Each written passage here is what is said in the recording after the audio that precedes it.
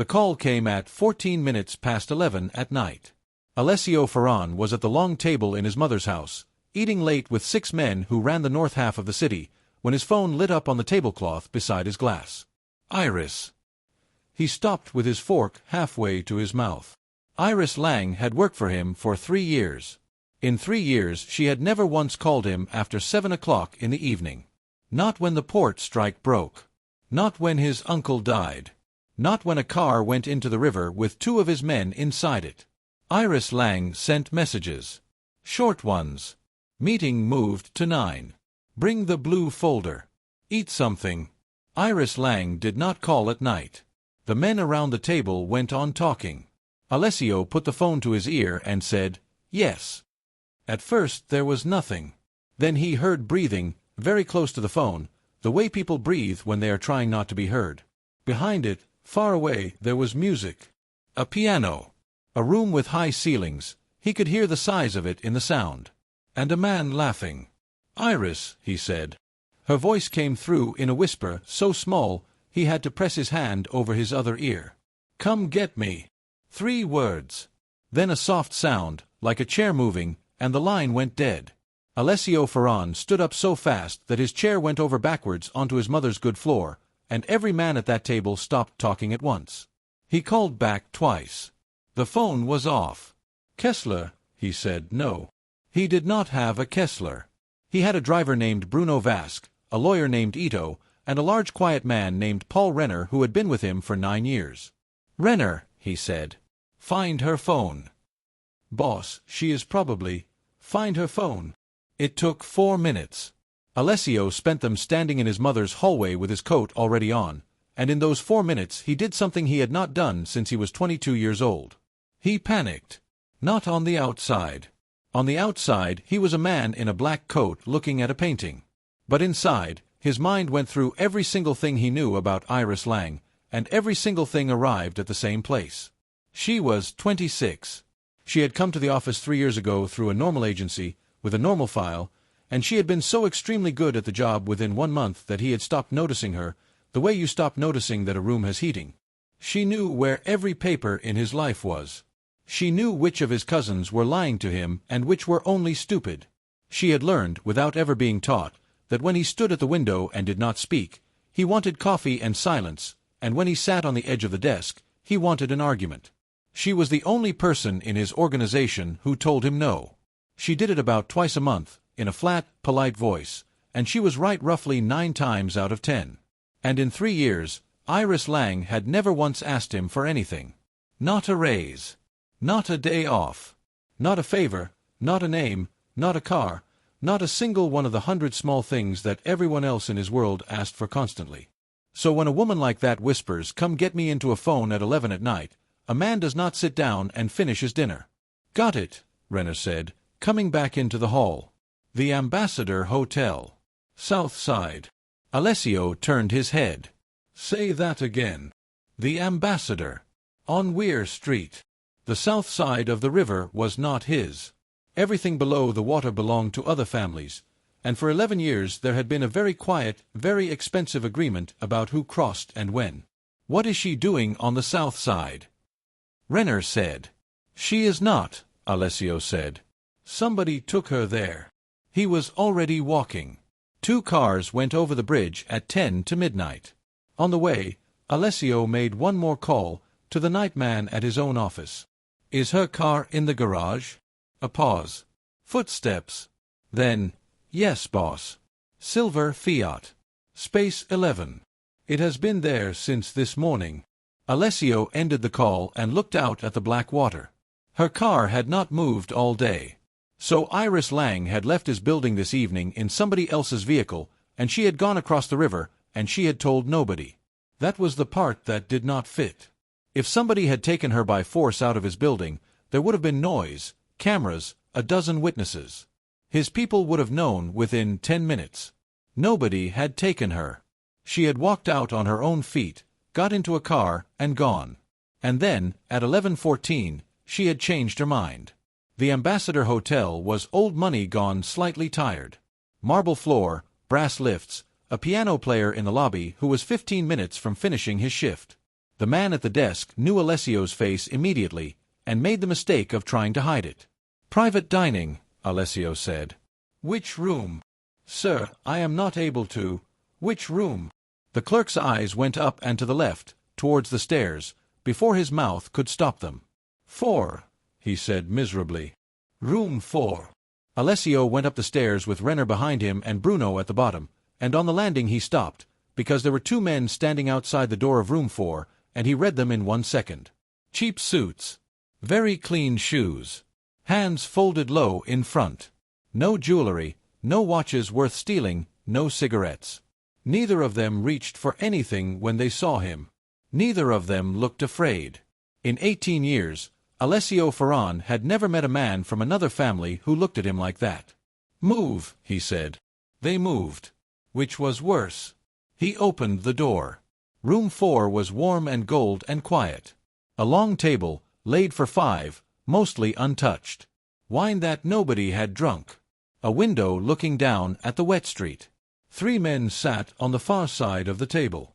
And on the near side, with her back straight and her hands flat on the tablecloth, sat Iris Lang. She was in the grey dress she had worn to the office that morning. Her hair was still neat. There was fresh lipstick on her mouth and not one mark on her anywhere. She looked at him, and Alessio saw something in her face he had never seen there in 3 years. She was terrified. But not of the men at the table. Of him being in the room. "Iris," he said. And Iris Lang said, very quietly, "You shouldn't have come." Behind him, the door clicked shut. One of the men at the table smiled, folded his napkin, and set it neatly beside his plate. "Actually, Mr. Ferran," he said, "we were counting on it." And that was when Alessio finally looked up at the little brass light fitting in the corner of the ceiling, and saw the small black eye of a camera looking back down at him. Alessio Ferran looked at the camera in the corner of the ceiling for a long moment, and then he looked back at the 3 men on the other side of the table. He did not shout and he did not move. In his line of work, the men who shout are the men who are already losing. "You are police," he said. The man who had folded his napkin smiled a little. He was about 50, with grey hair cut short and a face that gave nothing away. He took a small leather folder out of his jacket, opened it, and laid it on the table so that Alessio could read it from where he stood. "Special Agent Hugh Doyle," he said. "Federal Task Force. These are my people. Please sit down, Mr. Ferran. You have come all this way, and the food is already paid for." Alessio did not sit. He stood behind Iris Lang's chair with his hands in his coat pockets, and he watched the agent's face, and he thought very fast. He had known this day was coming for years. Every man in his position knows it. What he had not expected was that it would come with a piano playing downstairs and his own secretary sitting in front of him with fresh lipstick and shaking hands. "You have been recording this room," he said. "Since 6 o'clock, Agent Doyle agreed. "Sound as well as picture. And before you ask, yes, it is all legal, and yes, we have the papers. This hotel has been very helpful." "Then you have a recording of me walking into a room," Alessio said. "That is not a crime in this country yet." "No," Doyle said. "But it is a beginning. Do you know what we have on the tape before you arrived, Mr. Ferran? We have your own secretary sitting at this table with 3 federal agents for 5 hours. 5 hours, in a private room, on the wrong side of the river. Now imagine how that looks to your family when they hear about it. And they will hear about it. We will make sure of it." And that, Alessio understood at once, was the real trap. It had never been about arresting him tonight. It was about painting a mark on Iris Lang's back and letting his own people do the rest. He looked down at her. She was sitting very straight, staring at the tablecloth, and her hands were flat on the table because she was pressing them down to stop them shaking. "How long?" he asked her quietly. She did not lift her head. 2 weeks, she said. 2 weeks, Alessio repeated. "They came to my flat on a Sunday morning," Iris said. Her voice was low and steady, but it cost her something to keep it that way. "They had photographs of me going in and out of your building. They had my bank account. They had a list of every phone call I have made for a year. And they had a folder about my brother." Agent Doyle sat back in his chair and let her talk, and Alessio noticed that. A man who lets the other side speak is a man who thinks the words are helping him. My brother is in Fenwick Prison, Iris said. He is 22. He got 4 years for driving a car he did not know was stolen, and he has served 14 months, and he is not doing well in there. Not at all. Mr. Doyle explained to me very kindly that a word from his office could move him somewhere better, or move him somewhere much worse, and that this would depend entirely on how helpful I decided to be. And what did they want? Alessio asked. Everything, she said. The names in your diary. The paper files in the gray cabinet. Who comes to the office and when. Which lawyer handles which company. They wanted me to wear a recorder to work. Alessio stood very still. For 2 weeks, he said. And you told me nothing. No. Why not? Iris finally lifted her head and looked at him. Because if I had told you, she said, you would have solved the problem, and I know exactly how your family solves problems. 2 federal agents in the river, and then every police officer in this country comes down on your head, and you lose everything you have built because of a girl who types your letters. The room was quiet. Downstairs, the piano player finished a song and started another one. So what happened tonight? Alessio said. Tonight was the last meeting, Iris said. Tonight I was supposed to sign.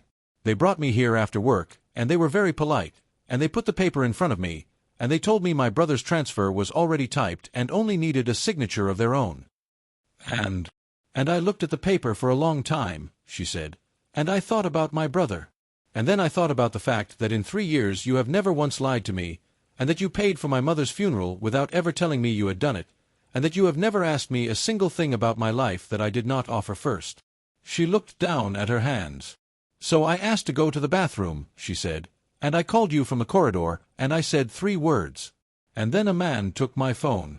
Alessio Ferran was not a man who felt very much anymore. That had gone out of him slowly, over 18 years, the way heat goes out of a room when nobody closes the door. But standing in that gold room with his hands in his pockets, he felt something turn over in his chest, and he had to wait a second before he trusted his own voice. You knew what would happen to you, he said. Yes. They will bury your brother in the worst place they can find. Yes, she said. And my own people will say I sat with police for 5 hours and cannot be trusted, and I will not be able to go home, and I will not be able to work for you, and there is a good chance that somebody in your family will decide that the safest thing is for me to be gone. I know all of it. I did the arithmetic in the bathroom, Mr. Ferran.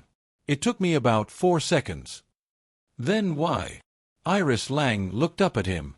Because I would rather be in trouble than be a liar, she said.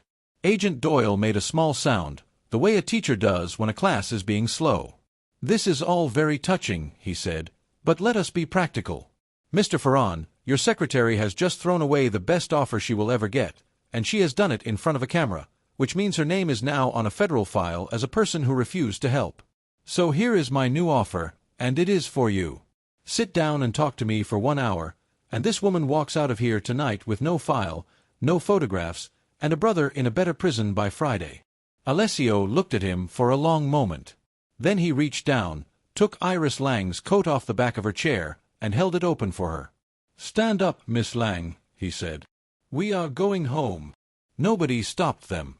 That was the strangest part. 2 agents stepped aside on the landing, and the man at the desk downstairs stared at his own hands, and the piano player kept playing, and they walked out of the front doors of the Ambassador Hotel into the cold wet air as if they had simply finished a late dinner.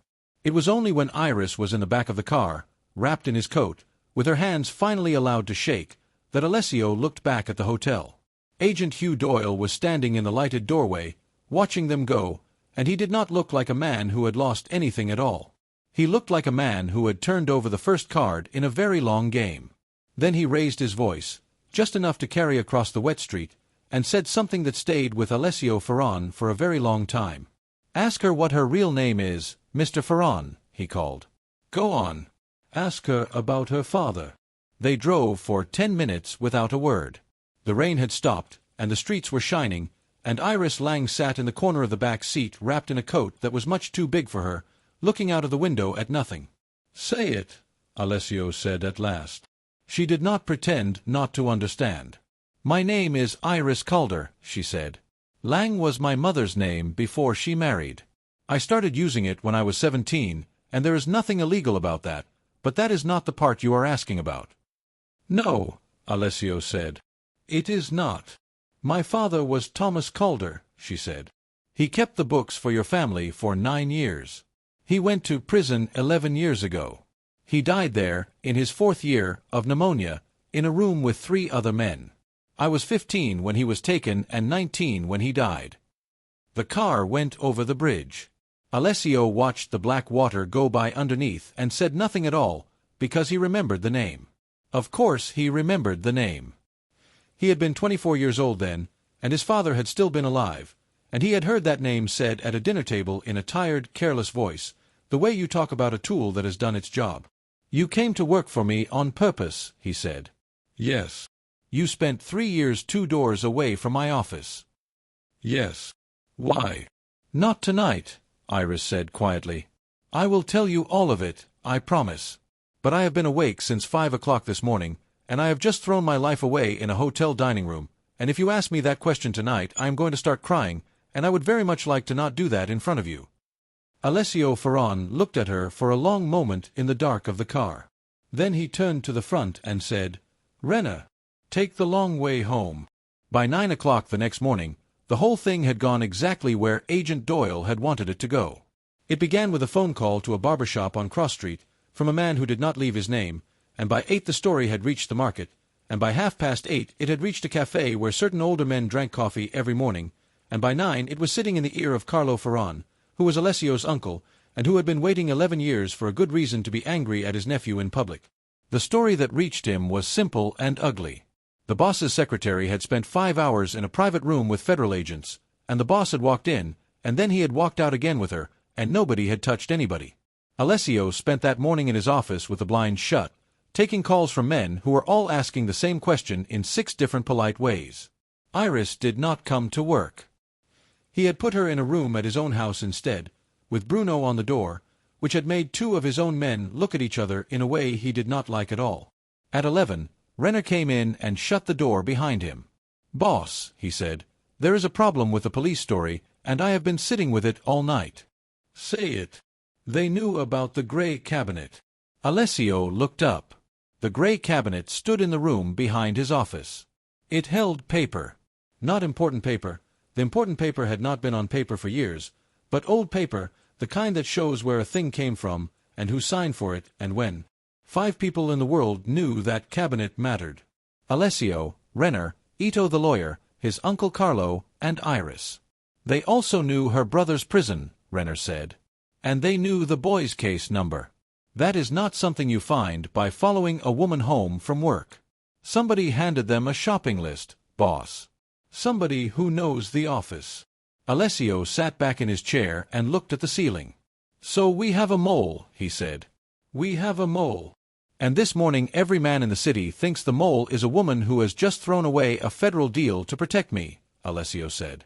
"Which is very convenient for somebody." Renner said nothing, because there was nothing useful to say. That evening Alessio went to his mother's house and ate dinner with her, because it was Thursday, and because his mother had buried a husband and 2 brothers and did not care what any of them had been, and 1 hour a week in that house was the only hour where nobody wanted anything from him. "You look gray," his mother said. "I am fine."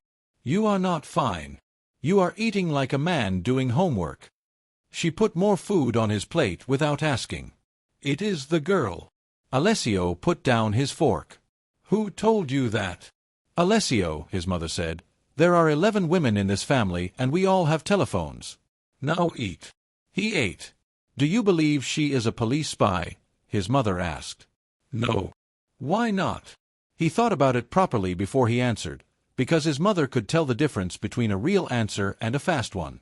"Because a police spy does not call me," he said. "A police spy sits at that table and signs the paper, and comes to work on Monday morning with a recorder in her handbag, and I never know a thing about it. Whatever she is, Mama, she is not that." His mother nodded slowly and refilled his glass. "Then you have a different problem," she said. "Because your uncle is telling people that you have gone soft over a girl who types, and Carlo has wanted your chair since the day your father died." He got home at 20 past 11. The gate was open. That was the first wrong thing. The gate was never open. The second wrong thing was the car in the drive, a long dark car that he knew very well, because he had sat in the back of it at his own father's funeral. The third wrong thing was that the front door of his house was standing open, and the hall light was on, and there was nobody in the hall. Alessio walked in slowly with Renner behind him. Iris Lang's coat, his coat, the big one, that she had been wearing since the hotel, was hanging over the back of a chair by the stairs. Her shoes were beside it, neatly, side by side, the way she put everything neatly. There was a book on the table, face down, still open at the page she had been reading. Bruno was sitting on the bottom step with his head in his hands and blood coming out of his nose. "Boss," he said. "Boss, I am sorry. It was your uncle. What was I supposed to do, shoot your uncle?" Alessio's voice came out very quiet. "How long?" "40 minutes, Bruno said. "Maybe 45. "Where?" "They said the old place on Salter Road," Bruno said. "The warehouse." "Mr. Carlo said the family wants to ask the girl some questions, and that you were welcome to come and listen." The warehouse on Salter Road had not been used for anything in 9 years, and it smelled of dust and cold water. There was one light burning at the far end, over an open space where somebody had dragged a table and some chairs into a rough circle, and that was where they had put her. Iris Lang was sitting on a wooden chair with her back straight and her bare feet on the cold concrete, because they had not let her stop for shoes. Around her stood 11 men. Alessio knew every one of their faces. 6 of them had worked for his father. 2 of them had carried his father's coffin. Carlo Ferran was sitting on the table itself, swinging one foot, holding a cigarette he had not lit. He was 62 years old, and he had a big, warm, friendly face, and he had been the most dangerous man in that family for 30 years, mostly because people forgot to be afraid of him. "There he is," Carlo said, when Alessio walked into the light. "I told them you would come." "Get off my table, Carlo. It is not your table. It is the family's table." Carlo smiled around at the men. "That is rather the point of tonight." Alessio did not look at Iris. He knew that if he looked at her he would do something quick and stupid would get them both killed in that room. "Say what you came to say," he said. So Carlo said it. He stood up and walked around the circle, and he was good at it because he had been doing it for 30 years. He said that a woman who works 2 doors from the boss had spent 5 hours with federal agents in a locked room. He said that the boss had gone to that room himself, alone, at midnight, and had walked out with a woman under his arm and had touched nobody. He said that in his brother's day such a woman would not have been driven home in the boss's car, and that everyone in that warehouse knew it. And he said, at the end, in a sad, kind voice, that a man who cannot see straight because of a girl is a man who will get all of them arrested by Christmas. The men did not shout. They just moved their feet a little, and did not look at Alessio, and that was worse than shouting. "Are you finished?" Alessio said. "I am." "Good." Alessio took off his coat, handed it to Renner, and rolled his sleeves back, which was something his father had always done before he spoke seriously, and every old man in that warehouse noticed it. "Then let us do this properly, since it is a trial. Sit down, all of you." Nobody sat. But nobody left either. "Uncle, you say she is a police spy," Alessio said. "Then answer me one question, and if you answer it I will hand her to you myself tonight, and I will not say a word against it." Carlo spread his hands. "Ask." "How did the federal police know about the gray cabinet?" The warehouse went quiet. "They knew what is in the room behind my office," Alessio said. "They gave her a shopping list, and the first thing on it was that cabinet. 5 people in this world know that cabinet matters. Me. Renner. Guido. You. And her." He turned slowly and looked around the circle. "Now, if she is the spy, then she was already inside. She did not need a list. You do not send a shopping list to somebody who is already standing in the shop." Somebody at the back of the circle made a small sound. Carlo's smile stayed exactly where it was, but his eyes moved, and Alessio saw the moment he understood he had been brought there to be used. "They also knew her brother's prison and his case number," Alessio said. "They knew what to squeeze her with before they ever knocked on her door. Somebody found that for them." "Then somebody is a rat," Carlo said carefully. "That does not make her clean." "No," Alessio agreed. "It makes her the only person in this building who has actually been asked to turn, and has said no." He looked at Iris for the first time. "Miss Lang, tell them about the book." Iris lifted her head. "For 3 years," she said, "every time a file has come out of that cabinet, I have written it down. What it was, what day, and who took it. Not because anybody asked me to. Because I keep a note of everything, and because paper that leaves a room and comes back late is how offices lose things." "Where is this book?" Carlo said. "Bottom drawer of my desk, under the stationery tray, in a red notebook that looks like a diary," Iris said. "Nobody has ever opened it because nobody has ever cared." Renner was already on the phone. It took 20 minutes, and nobody in that warehouse moved much, and Alessio stood in front of Iris's chair the whole time with his back to her, which every man there understood perfectly well. When the book came, Renner read out the last 2 months in a flat voice. 3 files had come out of that cabinet since the spring, and they had not come back. They were all from 11 years ago.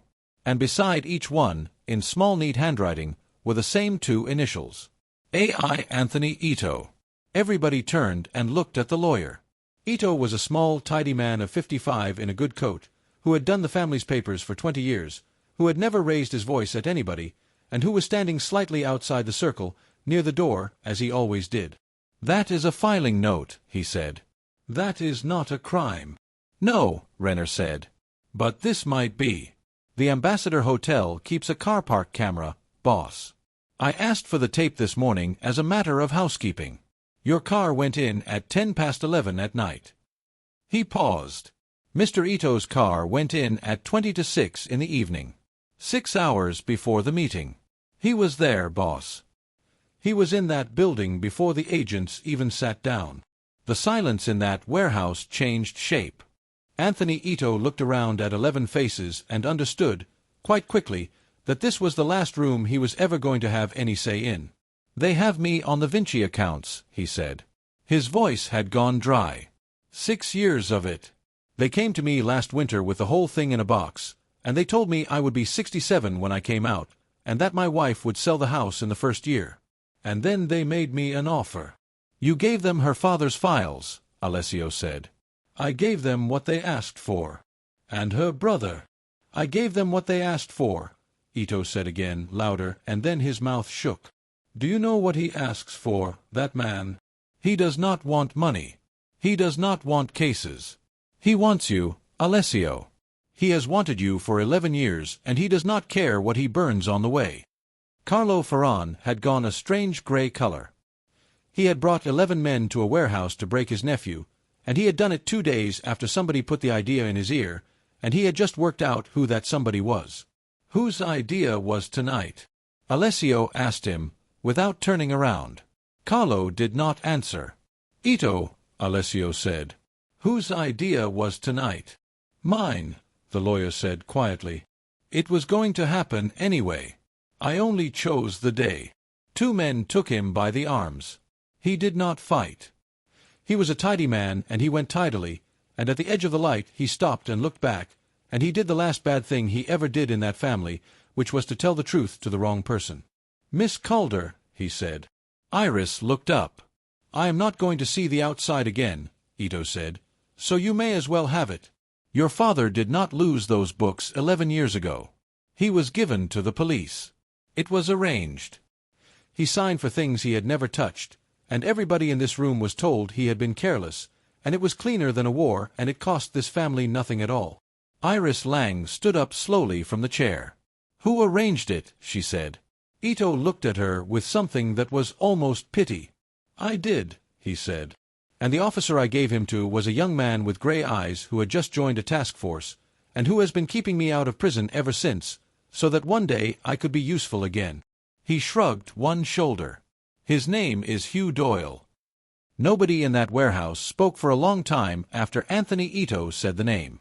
Iris Calder stood in the middle of 11 dangerous men with her bare feet on cold concrete, and she did not cry, and she did not shout. She just breathed in and out, the way people do when they are holding something very heavy and have decided not to put it down yet. Then she said, "I want him alive." Everybody looked at her. "Ito," she said, "whatever you were going to do with him tonight, do not. He is the only person in the world who can say out loud what happened to my father, and if he goes in the river, he takes it with him." Carlo made a small noise of disgust. "The girl gives orders now." "The girl," Alessio said, without looking at his uncle, "has just given us the first useful idea anybody has had this week." He turned to Renner. "Put Ito somewhere warm and quiet with a doctor and 2 men. Feed him. Nobody touches him. And find me a lawyer he has never met." Then he looked at his uncle for a long moment. "Go home, Carlo," he said. "Alessio, go home. Take your men. Sit in your house, and think very carefully about who told you to come here tonight, and about what your name is going to be worth in this city by Friday." Carlo Ferran walked out of that warehouse without another word, and 8 of the 11 men walked out behind Alessio instead of behind him, and everybody in that building understood exactly what had just happened, including Carlo. The raid came at 5:10 the next morning. They hit the office first, then the house, then 2 of the clubs. There were more than 60 officers, and they had a warrant as thick as a book, and Agent Hugh Doyle stood in the middle of Alessio's office in a gray coat while men in gloves carried out the gray cabinet, drawer by drawer, and put it in a van. Alessio watched them do it from the doorway with a cup of coffee in his hand and said nothing at all. "You could ask me what we are looking for," Doyle said. "You are looking for 11 years of your own life," Alessio said. "I hope you find it." They took 4 of his men. They took every computer in the building. And at 9 o'clock that morning, in a prison 90 miles away, a 22-year-old boy called Danny Calder was pulled out of a workshop class, put in a van without being told why, and moved to a place where the wing had a name that made the officers who worked there tired. Iris was told at 11. She did not make a sound. She went into the small bathroom at the end of the corridor of Alessio's house, and she stayed there for about 6 minutes, and when she came out her face was washed and her hair was tied back and her voice was completely steady. "I want to call him," she said. "Doyle." "Yes." "No," Alessio said. "I did not ask you," Iris said. Here is what they knew by that evening. Sitting around a kitchen table with a lawyer named Fisk who had never worked for the family before and did not want to. 11 years ago, Thomas Calder had signed nothing. His name had been put on ledgers he had never seen, in handwriting that was very like his but not quite his, and the man who had arranged that was Anthony Ito. A young federal officer named Hugh Doyle had taken the case, made his name on it, and then spent 11 years quietly keeping Ito out of prison, because a rat you own is worth more than a case you close. That was the crime. It was not just an old sad story about a bookkeeper. It was a federal officer building a career on a frame, and then protecting the man who built it for him. "If we can prove that," Fisk said, "it does not only free her father's name. Every case that man has touched in 11 years gets opened again. He is not just finished. He is radioactive." "And what do we need?" Alessio asked. 3 things, Fisk said, counting them on his fingers. Ito on record, with a proper lawyer, in front of a judge. The original ledgers, so a handwriting expert can say plainly that those signatures are not Thomas Calder's. And 1 honest voice from inside that task force. Because a mob lawyer and a mob boss saying a federal agent is bent is a story that dies in a day. Renner cleared his throat. "There might be one," he said. "There was a sergeant on that first case. Ruiz. She resigned 4 months after the trial and would not say why. She runs a hardware shop now, out at Kelsey." "Then go and buy a hammer," Alessio said. Iris made the call the next morning at 9 o'clock, from the kitchen, with 4 people listening and none of them happy about it. Doyle answered on the second ring, as if he had been holding the phone. "Miss Lang." "Calder," she said. "Ah," Doyle said, and she could hear the smile. "So he asked. You moved my brother." "Your brother was moved by the prison service according to their own rules," Doyle said pleasantly, "and if you tell anybody otherwise I will be very hurt. What can I do for you?" "I want to sign," Iris said. There was a pause on the line, and in that pause Iris Calder had to close her eyes and put one hand flat on the kitchen table. "You told me no in a room with a camera in it," Doyle said. "That was before you put a 22-year-old in a place like that to teach me a lesson," she said. "You have made your point, Mr. Doyle. You win. But I am not doing this in a hotel with 3 men watching me. You and me, in a public place, tomorrow morning, and no cameras. If you bring people, I will get up and walk out and you will never see me again." Another pause. You are recording this call, Doyle said. Yes, said Iris. He laughed. It sounded like a real laugh, and that was the horrible part. Then I will see you tomorrow, he said. They met at 11 in the morning in the park by the west gate, on a bench near the fountain, with children shouting somewhere behind the trees. Iris wore a long coat. There was a recorder in the lining of it, and Renner was 60 feet away pretending to read, and Alessio Ferran was in a car on the other side of the road with both hands on the wheel and a face like a closed door. Doyle sat down beside her and put a paper bag between them. "Bread for the ducks," he said. "It is not the season, but they are not fussy." "You framed my father," Iris said. "Straight to it," Doyle said. "Good." "Yes." She had thought she was ready to hear it. She was not. "Say it properly," she said. "I was 29 years old," Doyle said, looking out at the water. "I had a file on the Ferran family 2 inches thick, and not one thing in it I could use. And then a small tidy lawyer came to me and offered me a bookkeeper, wrapped up, with the ledgers already signed. And I asked him one question, Miss Calder. I asked him, 'Is this man in it?' And he said, 'Not really.' And I took the case anyway, because a career is built on the cases you win and not the ones you should have won." He threw a piece of bread onto the water. "Your father was a decent man, and I put him in prison, and he died there," he said. "And I have known that every single day for 11 years, and if you are waiting for me to cry about it in a park, you are going to be here a long time." Iris's hands were shaking so badly she had to push them into her pockets. "And Ito," she said. "You have protected him ever since." "Of course I have. He is the best informant I have ever had." "Why are you telling me this?" "Because you are wearing a recorder," Doyle said calmly, "and because it does not matter. A tape of an officer talking to a criminal secretary in a park is nothing. I will say I was running you. I will say I was building rapport. That is the game, and I have been playing it a great deal longer than you have." He turned and looked at her properly for the first time. "But I did not come here for that," he said. "I came here to give you something, because I am not a kind man, but I am a fair one, and there is one part of this you have not been told." Iris said nothing. "Ito arranged your father," Doyle said. "But Ito was a lawyer. Lawyers do not decide who gets given to the police in a family like that. Somebody above him had to agree. Somebody had to say the word." The fountain hissed. A child screamed happily behind the trees. "Ask your boss," Doyle said, "why his Uncle Carlo took a very nice house in Brindle Road 11 years ago, 3 weeks after your father was charged. Ask him who paid for it." He stood up and brushed the crumbs off his coat. "And when you have asked him that," he said, "ask yourself something else, Miss Calder. Carlo Ferran dragged you to a warehouse in the middle of the night 2 days ago, with no shoes on, in front of 11 men, and he was not there to find a spy. He was there to make sure you never got old enough to ask this question." Alessio Ferran listened to the whole recording twice in the car, and then he sat with his hands on the wheel and looked straight ahead for a long time. "The house on Brindle Road is real," he said at last. "I have eaten Sunday lunch in it.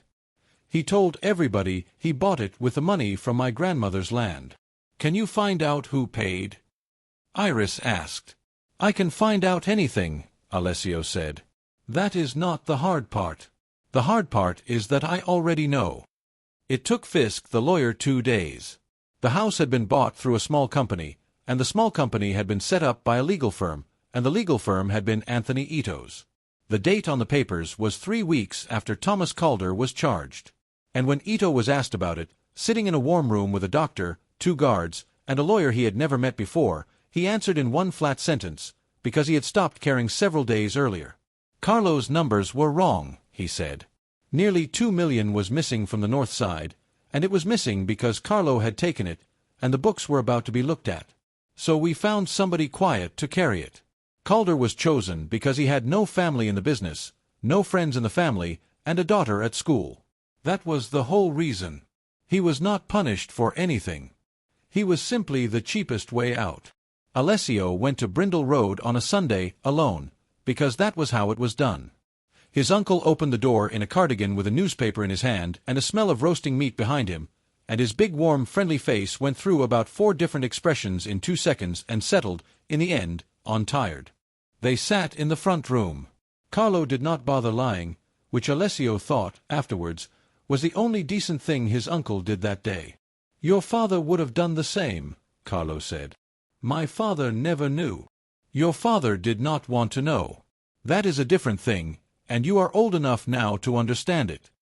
Carlo shrugged. "A war would have cost us 30 men. A bookkeeper cost us nothing." "He had a daughter," Alessio said. "Everybody has a daughter." Alessio stood up. "On Tuesday morning," he said, "there will be a meeting at my mother's house, and every man who matters will be there, and Anthony Ito's statement will be read out loud, and then the house you are sitting in will be looked at, and then the 2 million will be looked at, and then they will vote." Carlo's face had gone slack. "Alessio, you can be in another country by Tuesday," Alessio said. "That is what I came to give you. It is more than you gave him." He walked to the door and then stopped, because there was one more thing and he was not going to be able to sleep unless he said it. "You put a woman in a warehouse with no shoes on," he said, "in front of 11 men, at midnight, and you were going to have her killed for a question. Whatever you were to me for 38 years, uncle, that is what you are now." Carlo Ferran left the country on Monday night. The family voted on Tuesday anyway, and everything he owned in that city, including the house on Brindle Road, was taken and put in a trust, and Alessio signed it over to a woman in a prison 90 miles away who had lost a son at 19 and never got an explanation, because Fisk found her and it turned out she was still alive.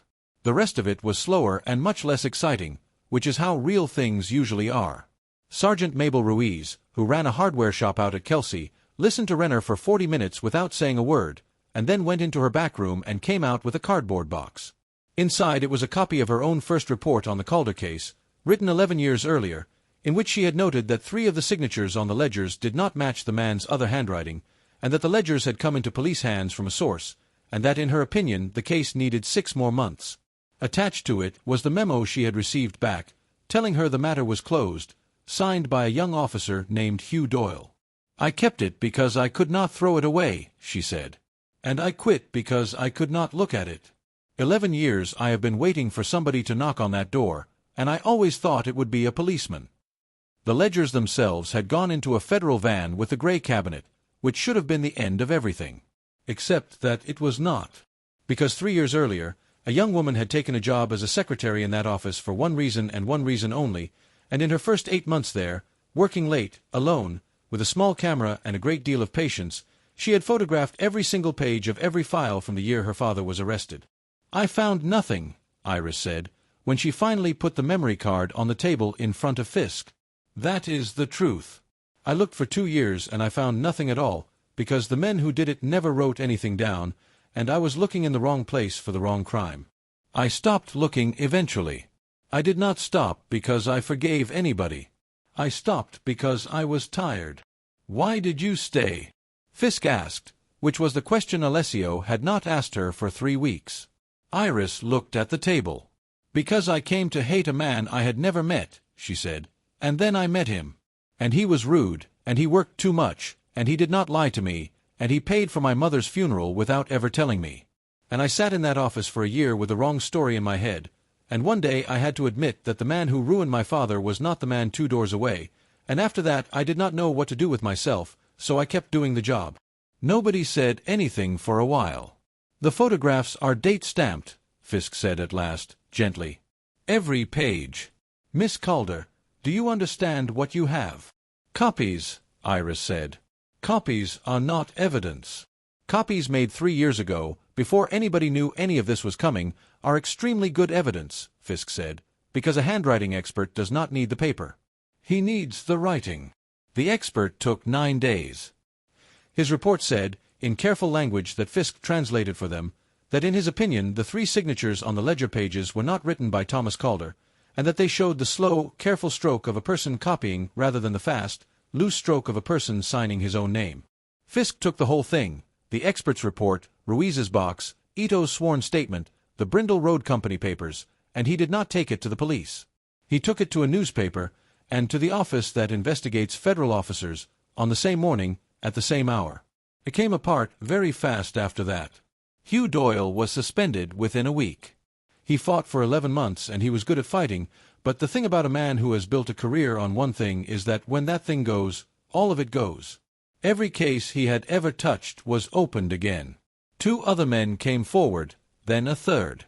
In the end, he was not put in prison for framing Thomas Calder, which is very difficult to prove 11 years later. He was put in prison for what he had done to protect Anthony Ito afterwards, which was easy to prove, because he had done it in writing.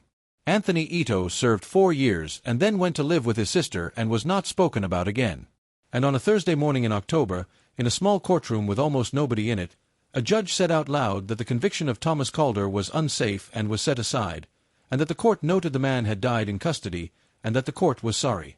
Iris Calder sat in the second row in her grey coat and listened to a stranger in a wig say her father's name properly, and then she went outside and stood in the car park and cried for 11 minutes with her hand over her mouth, and Alessio Ferran stood 4 feet away with his back to her, looking at the road, and did not say one word until she was finished.